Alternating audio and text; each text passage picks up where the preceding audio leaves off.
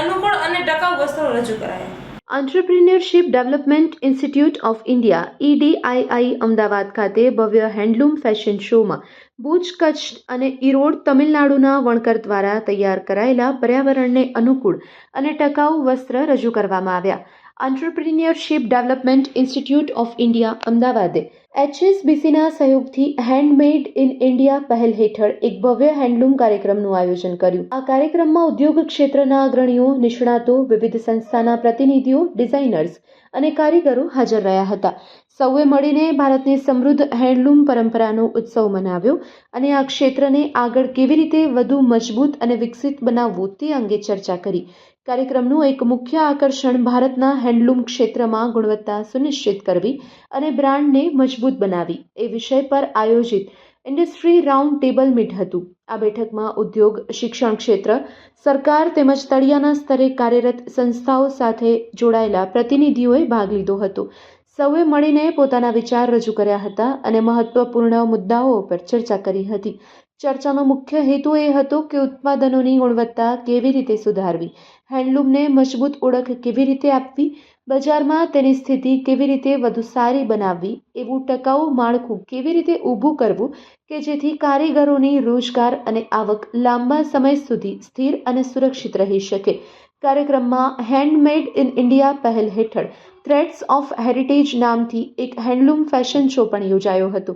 આ fashion show દ્વારા બતાવવામાં આવ્યું કે હેન્ડલૂમની પરંપરા સમય સાથે આગળ વધીને આજના આધુનિક સ્વરૂપમાં કેવી રીતે રજૂ થઈ રહી છે. તેમાં ભુજ અને ઈરોડ, તમિલનાડુના વણકર દ્વારા તૈયાર કરાયેલા પર્યાવરણને અનુકૂળ અને ટકાઉ વસ્ત્ર રજૂ કરવામાં આવ્યા. કાર્યક્રમને 2 ભાગમાં રજૂ કરવામાં આવ્યો. હેરિટેજ યુઝ, હેન્ડલૂમ રિવાઇવલ અને handloom the original sustainable fashion.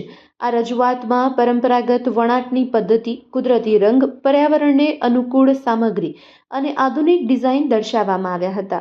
આથી સ્પષ્ટ સંદેશ મળ્યો કે અમારી પરંપરાગત કલા આજના બજારની જરૂરિયાત અનુસાર સતત બદલાતી અને વધુ સુધરતી રહી છે. Report by Ashwin Limbachiya, Ahmedabad. Entrepreneurship development institute of India EDII और HSBC भुज में पिछले 8 साल से जो वीवर कम्युनिटी है उनको उद्यमी बनाने के लिए काम कर रहे हैं और ईरोड, तमिलनाडु के भी वीवर्स को उद्यमी बनाने का काम कर रहे हैं.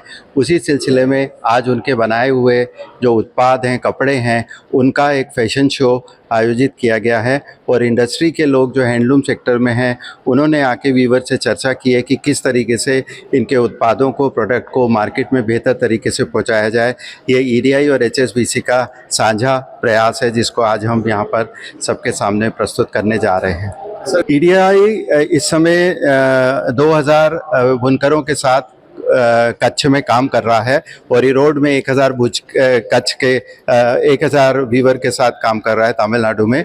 तो EDI का रोल है कि उनको बुनकर से उद्यमी बनाने का काम करें, वरना वो केवल बुनाई कताई में लगे रहते हैं और उनको उचित मूल्य नहीं मिल पाता. उसके लिए EDI काम कर रहा है. उनको कैश सेल हो रही है, UPI में से उनका पेमेंट हो रहा है, घर में हर रोज़ पैसा आता है और जिससे वीवर खुशहाल हो रहे हैं और वीवर उद्यमी बन रहे हैं, उनकी पहचान हो रही है और उनको नाम से लोग जानने लग गए हैं, ना कि बड़े बड़े ब्रांड की पहचान बन रही है.